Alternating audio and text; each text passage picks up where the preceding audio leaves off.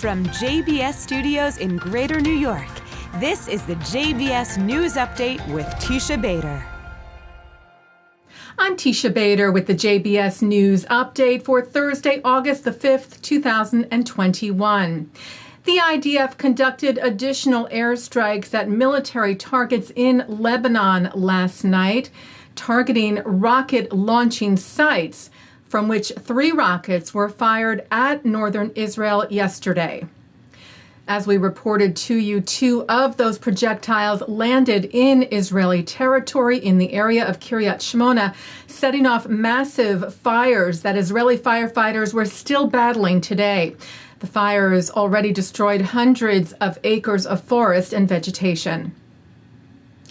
Israel's Prime Minister Naftali Bennett is continuing his strong push for Israelis aged 60 and over to get their 3rd coronavirus vaccination, saying today that nearly 300,000 eligible Israelis have already received their booster shots. Israel is among the first countries in the world to administer a 3rd COVID vaccine dose, and Bennett said that what is learned in that process would be immediately shared with the entire world. The Prime Minister said Israel is going ahead here with something that dramatically contributes to global knowledge.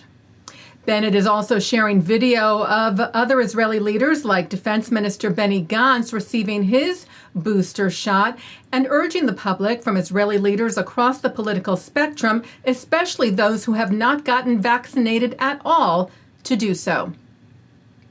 The Times of Israel reports, citing a coalition source, that Bennett will name Michael Herzog to be the next ambassador of Israel to the United States. Michael Herzog is the brother of Israel's newly elected president, Isaac Herzog. He is also a retired brigadier general in the IDF. He served as military secretary to then Defense Minister Shaul Mofaz and chief of staff to then Defense Minister Ehud Barak, and is a veteran negotiator in previous Israeli-Palestinian peace talks. Michael Herzog is currently a fellow at the Washington Institute for Near East Policy. And reports that U.S. President Joe Biden is set to name Hanan Weissmann as the next White House liaison to the American Jewish community. The Forward reported on this last month with another report today from the Washington Post and the Jewish Insider. Weissmann is currently Director for Technology and Democracy on the National Security Council. He served as the Jewish liaison under President Obama. Sharaka, the Gulf Israel Center for Social Entrepreneurship, and the American Sephardi Federation signed a memorandum of understanding last week, promoting the principles of coexistence set forth by the Abraham Accords, advancing research, scholarship, education, interfaith collaboration, as well as young leadership and entrepreneurship. The Abraham Accords were signed between Israel, the United Arab Emirates, and Bahrain almost 1 year ago. The delegation of Sharaka included Muslims and Jews from the UAE and Bahrain, as well as from Saudi Arabia and Israel. They signed the MOU during a visit to the National Sephardic Library and Archives at the Center for Jewish History in New York City.